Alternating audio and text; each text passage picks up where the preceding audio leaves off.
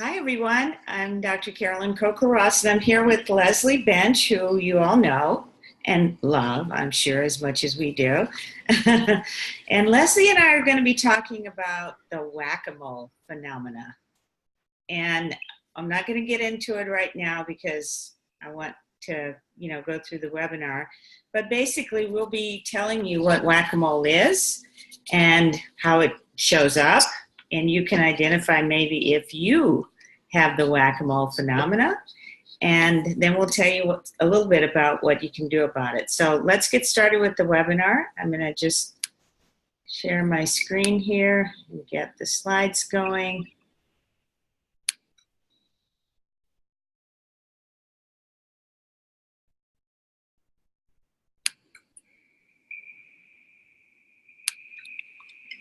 Okay, so it's cross-addiction or whack-a-mole phenomena.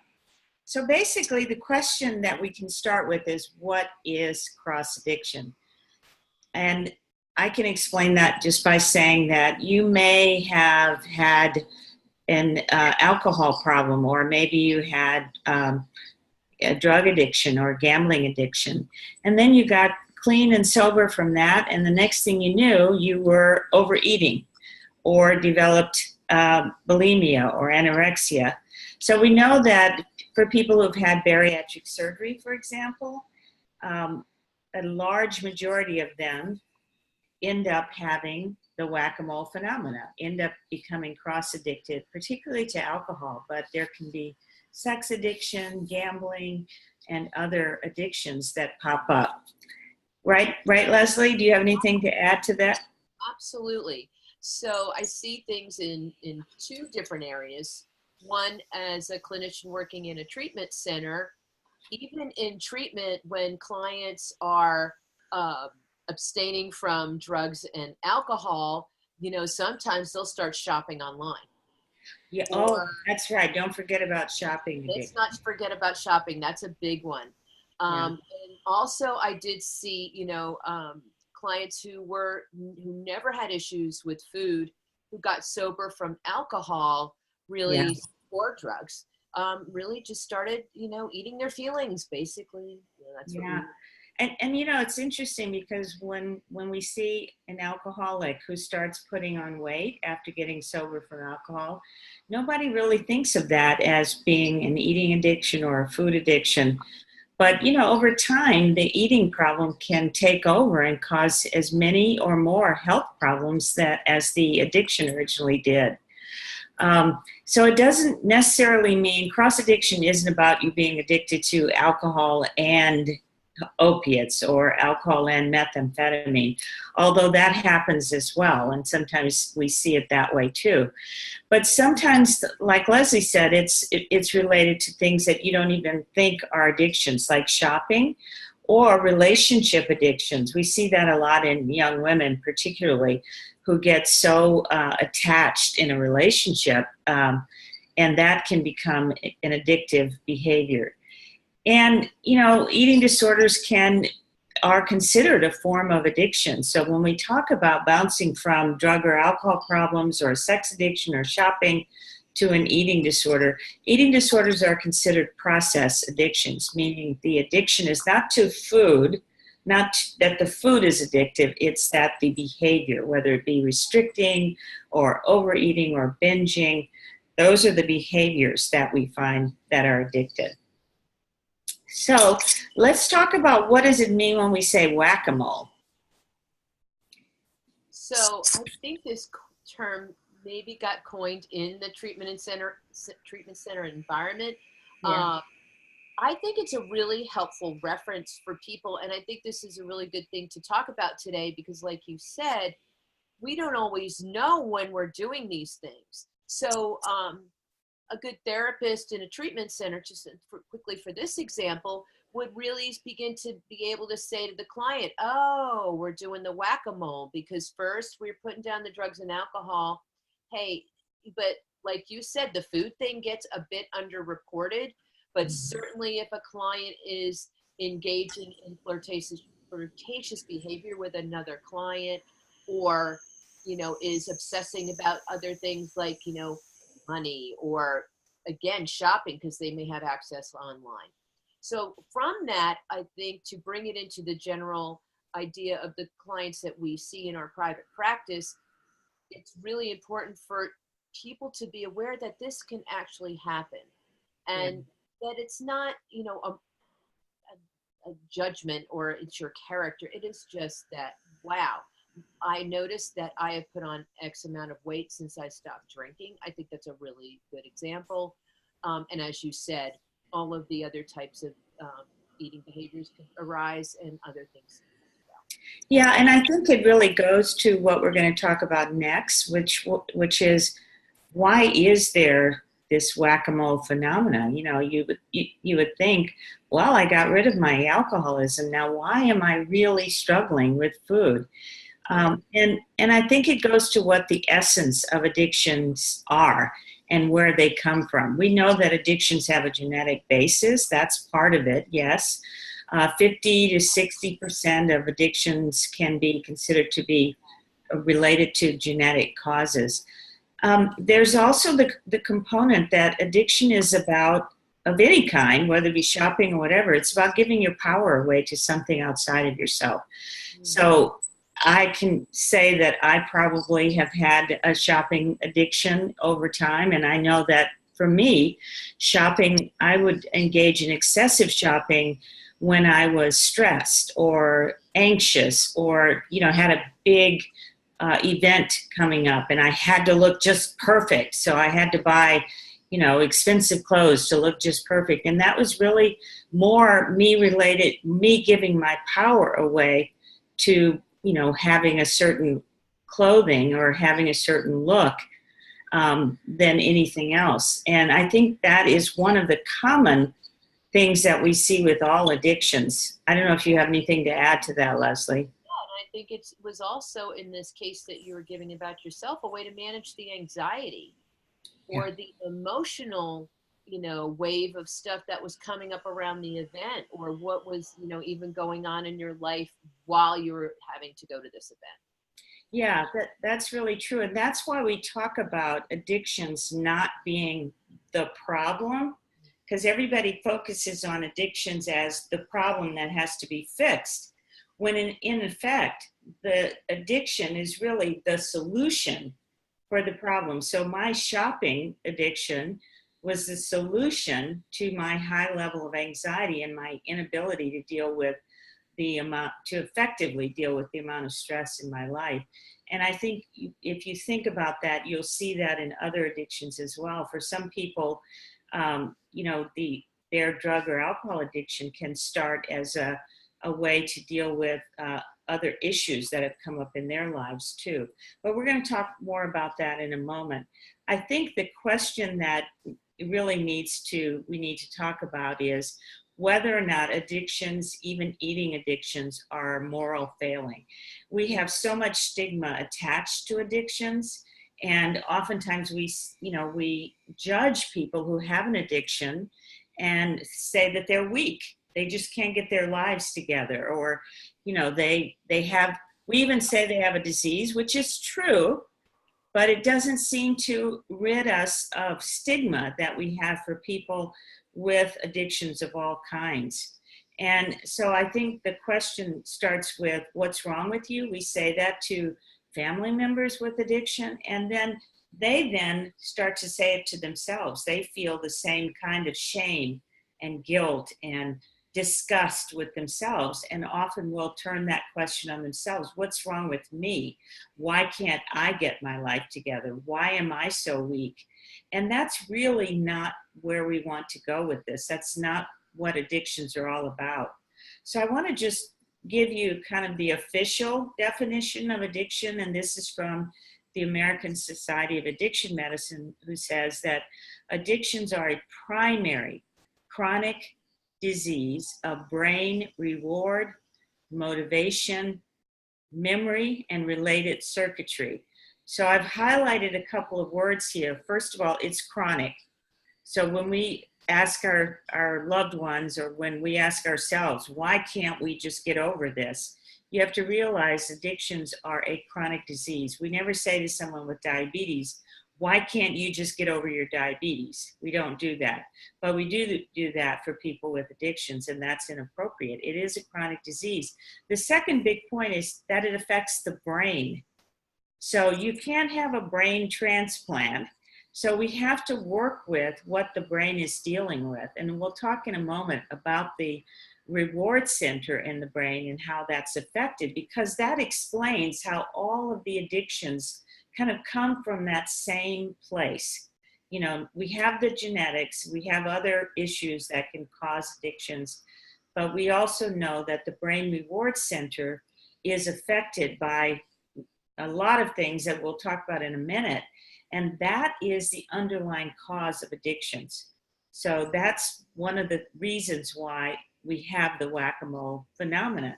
So right now we're going to talk about a couple of cases just to give you kind of a flavor of whack-a-mole and help you identify whether this is you, because you may be dealing with the same thing.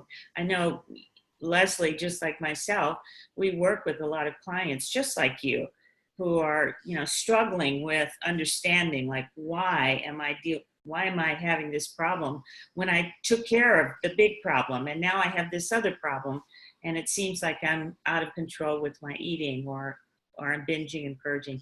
So the first case I'll let Leslie tell you about. Before we go to and I'm going to talk about this in 1 second, I just wanted to tie in something that you said that I think is really important for people, you know, for maybe the person who's watching this can understand, well, how does this brain thing then tie in with these judgments where people say, oh, how come you can't get over this? Or that you say that to yourself, or I am just weak. And you said it earlier, and I think it ties this together, is that this is a solution.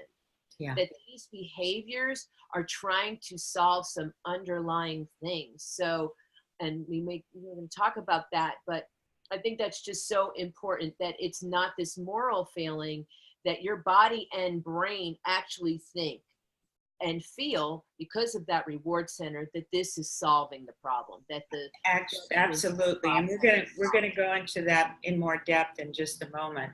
So I'll let you talk about this case of cross addiction or whack-a-mole after bariatric surgery. Mm-hmm. So this was one of my first experiences with whack-a-mole as a clinician, in the fact that I saw it so clearly.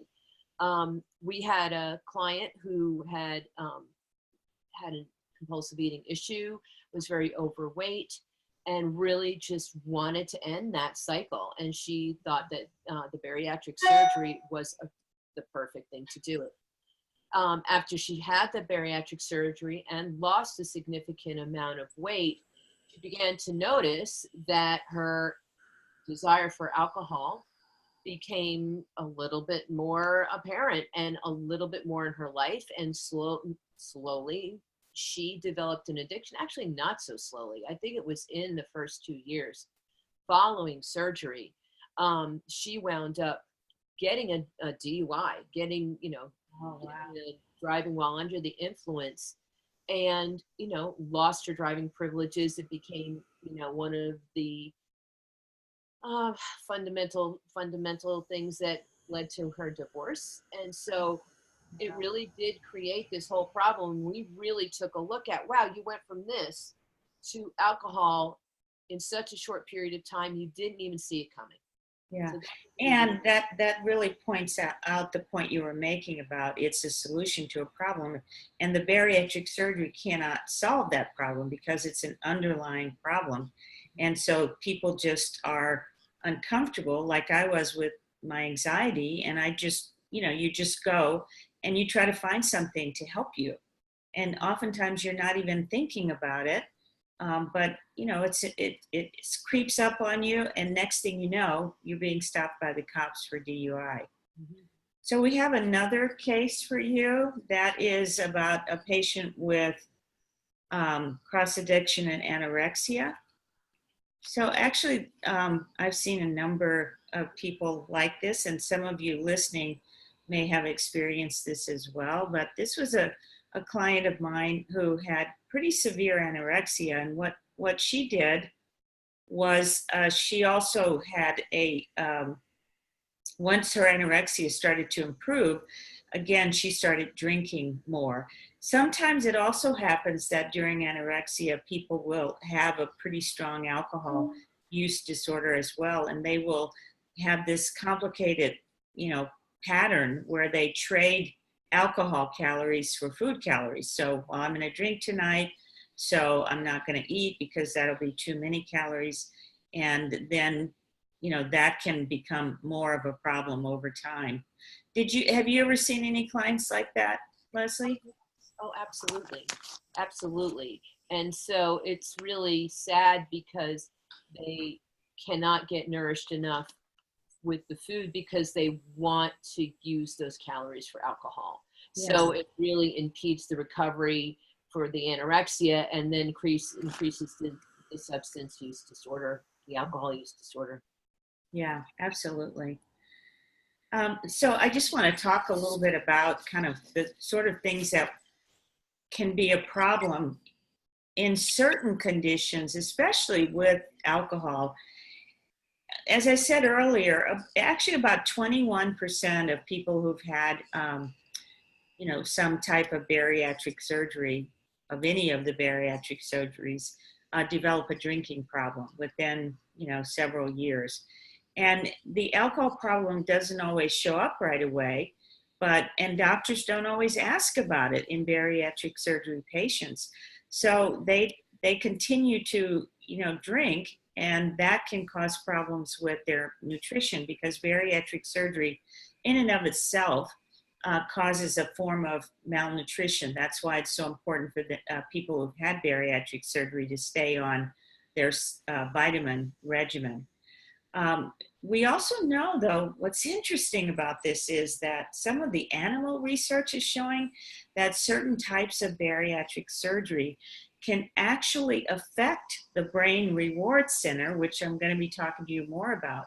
So the surgery itself can cause problems in the brain reward center, maybe creating an increased sensitivity in the brain reward center to alcohol, meaning that alcohol becomes even more of a feel-good chemical for them. It just gives them more reward. So this is something that hasn't been addressed in a lot of patients who have had bariatric surgery and then go on to develop a drinking problem. The other special population are, as we talked about just briefly, is anorexics who develop a drinking program. It's not a program, a drinking problem. Yeah, Anyway, which becomes their program. Yeah, becomes their program, that's for sure. But in one research study, they found that it not only occurs in anorexics, but 8 to 40% of bulimics can develop a substance use problem, and up to 25% of people with anorexia can develop substance use problems. And about 50% of people who have an eating disorder are also abusing drugs and alcohol.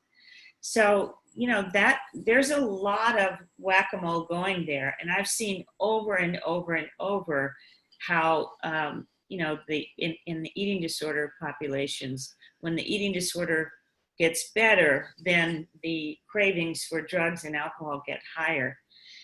And although calories are, pretty high in alcohol is pretty high in calories.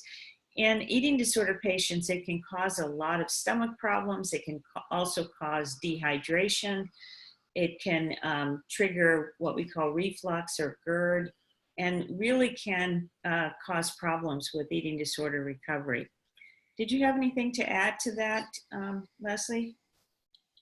I was paying attention to what you were saying in terms of how both drugs and alcohol can really play into the whack-a-mole. Mm-hmm. I was thinking recently of a client who is now in treatment, thank God, but used opiates. Well, she used Xanax, which is different, but she used that to sleep as much as she could. So if she slept as much as she could, then she wouldn't eat. So it was an interesting relationship between that particular drug and a way to actually exacerbate her eating disorder. Yeah, wow. Yeah, just, People with eating disorders can be very creative in this way, right? Mhm. So I think we have one more case, compulsive overeating and exercise bulimia. Do you want to go over that one, Leslie? Sure. And little disclosure here, I've had some experience. This is some of my own experience early in my recovery. So in my own recovery, I needed to stop drinking, but the compulsive overeating was significant. And then, from that became the obsessive counting of calories to try to lose the weight. But then what I discovered was, oh, well, if I exercise this amount, then I can get rid of what I just ate. And I thought I found this wonderful way to diet and lose weight and get healthy. And you know what? After, I would say, less than a year, it was insanity. The amount of exercise, which was leading to injuries like shin splints and shoulder stuff, and I do see that, and also in my practice from mostly women who exercise too much for the compensatory calorie thing. So that was just shocking to me when I finally did get into therapy, and my therapist pointed that out.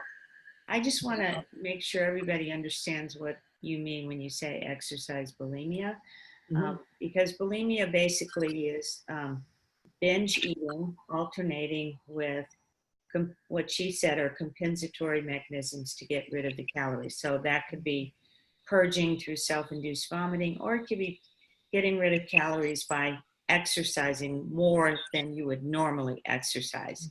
And as Leslie said, it can lead to a lot of problems with injuries and, excessive weight loss. And many of our anorexic clients have that as well. And I think it's very common in men. It's just that men don't come forward. I think we see a lot of this in men, but they're given kudos for, spending hours in the gym.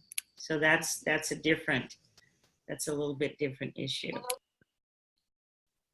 Yeah, you were saying? Yeah, and with the compulsive overeating and then trying to figure out the calories and then having to go to the gym or get on the treadmill and do all of those things to lose the calories, what a distraction. So that's a really good example for me of not wanting to deal with the underlying feelings, didn't know how to deal with them. But this whole thing, which could take up hours and hours in my day, was a great way for me not to feel, for me to stay somewhat steady. I didn't know how to deal with all the emotions that were underneath all of that. So once again, not about the actual eating, not exactly about the exercising, but what it was trying to compensate for. And that's what we're going to talk about now. I think the causes of cross addiction. So this slide gives you just a little hint of what we're talking about, and that has to do with the brain reward center. So we know that there's a part of our brain that gives us pleasure when we do pleasing activities, whether it be watching a sunset or having a piece of cake or drinking or fill in the blank. So that's a natural mechanism in our brains. And anything that gives you pleasure feeds into that mechanism. Now, there are some issues that come up when, children have had problems bonding with parents or caregivers, or when they've experienced certain childhood experiences, that can affect the way that the brain reward center works. And then it can make it more difficult for people to experience pleasure from the normal things that we all like to do. And so then you may find them, being thrill seekers or using drugs or alcohol. So the brain reward center is maybe not functioning in the way that it should, and that can be genetic. It can also be related to childhood experiences. It can be related to relationships in your childhood with your parents and caregivers and so on. But the bottom line, as Leslie has said, and I think we both said throughout the webinar, is it's not about the food, it's not about the shopping, it's not about the alcohol. It's really about the pain. We know that while that adverse childhood experiences or any kind of really seriously negative childhood experiences, any experience that makes you feel as if you've lost an essential part of yourself, whether it be your security, your safety, your feeling of peace.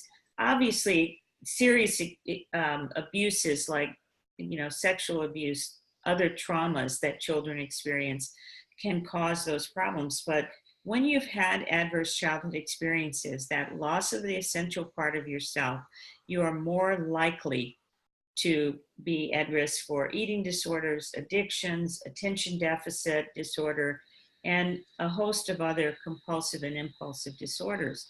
So the Buddhists say that pain is part of the human condition and that suffering is caused by craving, wanting things to be as they are not.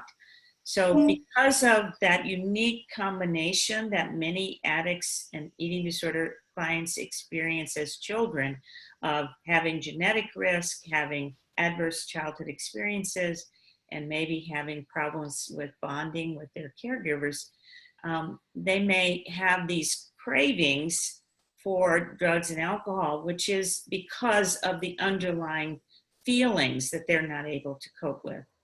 Anything you want to add to that, Leslie? I think when a person who has had early childhood things, such as you were talking about, and then covers up and develops this sort of aversion to pain, aversion to suffering, what I can pretty much guarantee is the things that they are doing to not feel, usually over time, create all of the problems in their life that, then they have no choice but to learn how to feel. And I feel really, passionate about helping people, because once they do get to that, once they do understand how to process feelings, their lives really do get a lot better. Yeah, and what I've noticed is how much we are afraid of addressing those feelings. And I think that comes from the fact that often experiences like that happen when we were younger and we didn't have any skills to manage.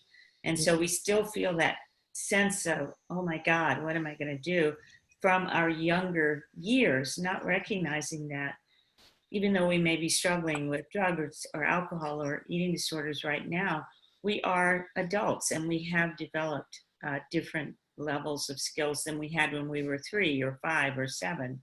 And so I have so many people, probably just like you listening today, that find, oh my goodness, I thought this was going to be so much more difficult than it is.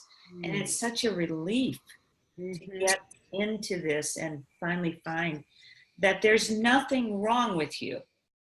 It's not about what's wrong with you. It's really about what happened to you.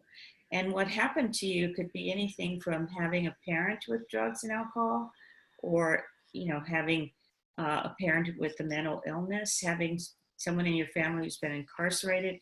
All those things are adverse experiences for children. And we don't realize, we're so busy as adults, especially when it's happening to us too. We don't realize then that, wow, our children are going through these same experiences, like a divorce or, a husband who's, drinking. And we're trying to deal with them from the adult level, but they're trying to deal with it from being a child, which is, it has got to be even more frightening and traumatic. So we want to shift the question from what's wrong with you to what happened to you and what can we do next. So I know you want to talk a little bit about some of the other effects of trauma on people with eating disorders and addictions. So I have up here the two titles here is hyperarousal versus hypoarousal. So have you ever found yourself extremely agitated, anxious, flooded, overwhelmed, crying, can't stop, and that becomes so uncomfortable.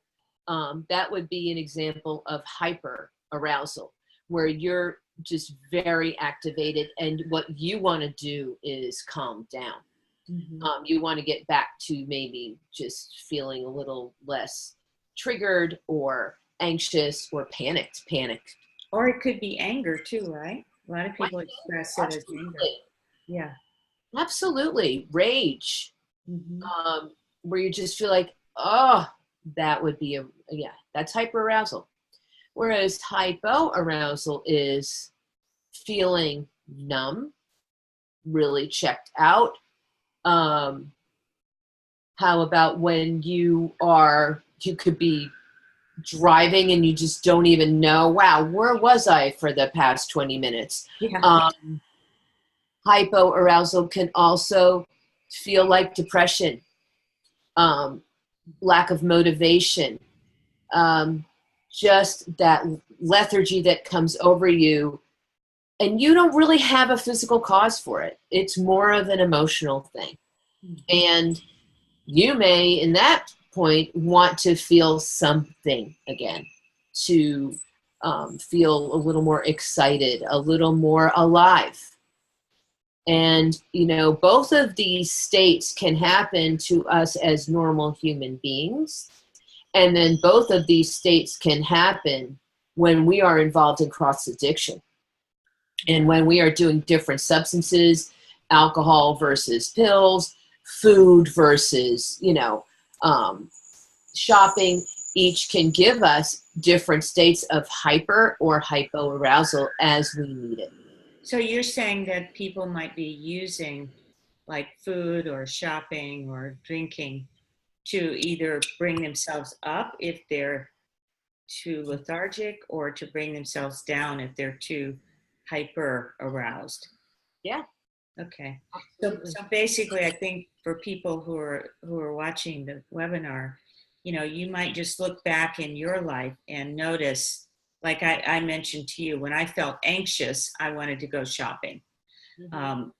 So you might look back in your life when you have periods of stress or anxiety or anger or, whatever the unpleasant emotion is. How did you feel? Were you hyper aroused or hypo aroused? So remember, Leslie said if you were hyper aroused, you want something to calm you down because you're either too anxious or you're raging or you're too stressed.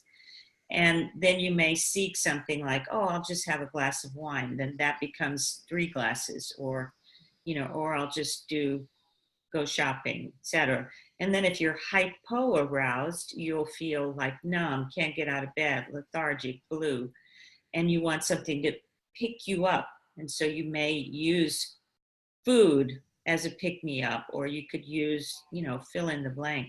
So just see if you can connect the dots for yourself to see what state you go into, and then how do you try to fix that state with whatever behavior that you're using.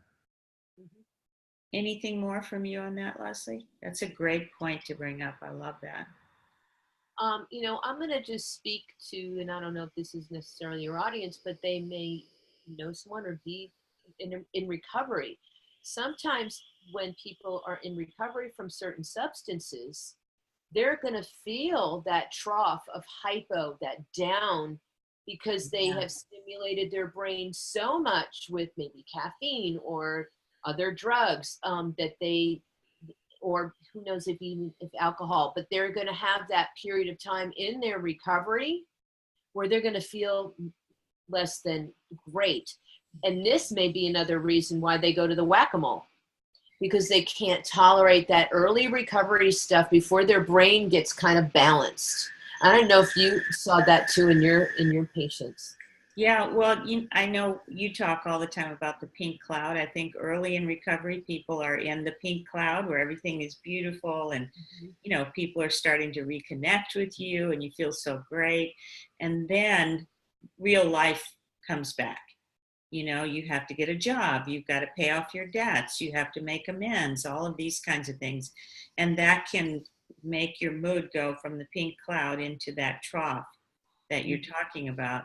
And then, I have patients come to me all the time, maybe like some of the people, maybe just like you who are watching the webinar, who come to me and say, well, I'm up one day and down the next and da da da. Is that normal? And yeah, it is. It kind of, that's the way life is, that sometimes you can't be up all the time.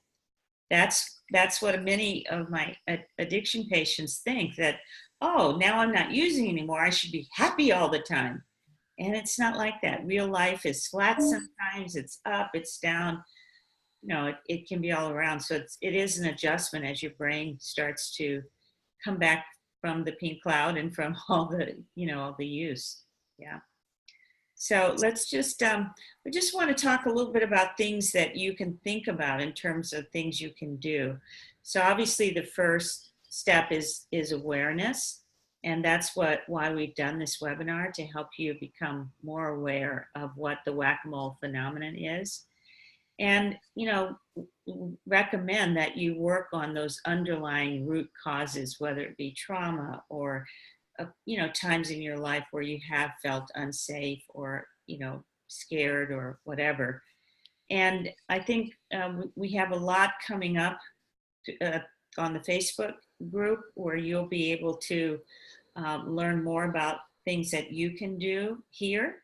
And one of those now is just downloading the ebook. So I'll put the link in the webinar posting here for the ebook, just so that you can be aware of a little bit more in depth about what we're talking about and how you get to the root cause.